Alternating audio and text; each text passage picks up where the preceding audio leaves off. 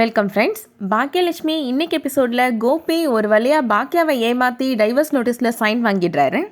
பாக்கியா கிட்டக்க கோபி சொல்கிறாரு, கம்பெனியில் மேனேஜ்மெண்ட் இஷ்யூ வந்துருச்சு, அதனால் டாக்குமெண்ட்ஸ் எல்லாம் உன் பேரில் மாற்றுறேன் அப்படின்னு போய் சொல்கிறாரு. பாக்கியா சொல்கிறாங்க, நீங்கள் இவ்வளோ தூரம்லாம் சொல்ல வேண்டாம், நீங்கள் எது பண்ணாலும் அது என் நல்லதுக்கு தான் அப்படின்னு சொல்லிட்டு போகிறாங்க. அதுக்கப்புறமா வீட்டு செலவுக்கு தனித்தனியாக பணம் எடுத்து வைக்கிறாங்க பாக்கியா. கேஸ் இன்னைக்கு வந்துடும், கேஸ் வந்தார் அப்படின்னா அதுக்கு இந்த பணத்தை கொடுத்துரு அப்படின்னு சொல்கிறாங்க ஜென்னி கிட்டக்க. ஃபிசியோதெரபிஸ்ட் இன்றைக்கி வந்தார் அப்படின்னா அவர்கிட்டக்க 1000 ரூபாய் கொடுத்துரு ஜெனி அப்படின்னு சொல்கிறாங்க. டெய்லி காசு கொடுக்குறதுக்கு மொத்தமாக கொடுக்கலாம்ல ஆண்டி அப்படின்னு ஜென்னி கேட்குறாங்க. பாக்கியா சொல்கிறாங்க, மொத்தமாக சேர்த்து கொடுத்தா அது 30,000 ரூபான்னு பெரிய அமௌண்ட்டாக தெரியும், டெய்லி 1000 ரூபாய் கொடுத்துட்டோம் அப்படின்னா அது டெய்லி செலவில் போயிடும் அப்படின்னு சொல்கிறாங்க. ராதிகாவும் கோபியும் இப்போ வக்கீலை பார்க்குறதுக்காக போகிறாங்க. பாக்கியாட்டேருந்து சைன் வாங்கின டைவர்ஸ் நோட்டீஸை வக்கீல்கிட்ட கொடுக்குறாரு கோபி. மனைவி சைன் பண்ணி கொடுக்க மாட்டாங்கன்னு நினச்சேன் அப்படின்னு வக்கீல் சொல்கிறாரு.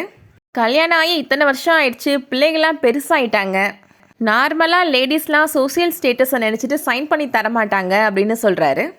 வக்கீல் சொல்கிறாரு கோபி கிட்டக்க, நான் இன்றைக்கே கோர்ட்டில் ஃபைல் பண்ணிடுறேன், எப்படியும் 1 மந்த் கழித்து உங்களுக்கு ஹியரிங் வந்துடும் அப்படின்னு சொல்கிறாரு. அதுக்கப்புறமா ராதிகாவும் கோபியும் கிளம்பி போகிறாங்க. ராதிகா கோபி கிட்டக்க, எனக்கு ரொம்ப சந்தோஷமாக இருக்குது அப்படின்னு சொல்கிறாங்க.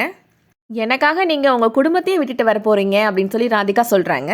கோபி சொல்கிறாரு, நான் உனக்காக என்ன வேணாலும் பண்ணுவேன் அப்படின்னு சொல்கிறாரு. பாக்கியா இப்போது சைன் போட்டு பழகிட்டு இருக்கிறாங்க. என்னக்கா பண்ணுற அப்படின்னு செல்வி கேட்குறாங்க. இன்றைக்கி அவர் என்கிட்டக்க ஒரு பேப்பரில் சைன் வாங்கினாரு அப்படின்னு சொல்கிறாங்க. அதுக்கா உன் சொத்தை எதுவும் எழுதி வாங்கிட போகிறாரு அப்படின்னு செல்வி சொல்கிறாங்க. இதெல்லாம் ஒன்றும் இல்லடி, என்னை பார்ட்னர் ஆக்கியிருக்காரு அவரோட பிஸ்னஸில் அப்படின்னு சொல்லி ரொம்ப சந்தோஷப்படுறாங்க.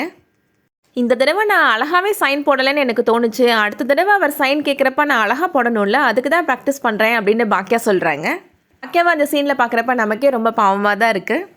பாக்கியாவை இப்படி ஏமாற்றி கோபி சைன் வாங்கிட்டாரு அப்படின்னு கோபி மேலே கோபமும் வருது. வெயிட் பண்ணி பார்க்கலாம் அடுத்து என்ன நடக்க போகுது அப்படின்றத. இந்த வீடியோ உங்களுக்கு பிடிச்சிருந்துச்சுன்னா லைக் பண்ணிக்கோங்க. சீரியல் அப்டேட்ஸ்க்கு நம்ம சேனலை சப்ஸ்கிரைப் பண்ணிக்கோங்க. தேங்க்ஸ் ஃபார் வாட்சிங்.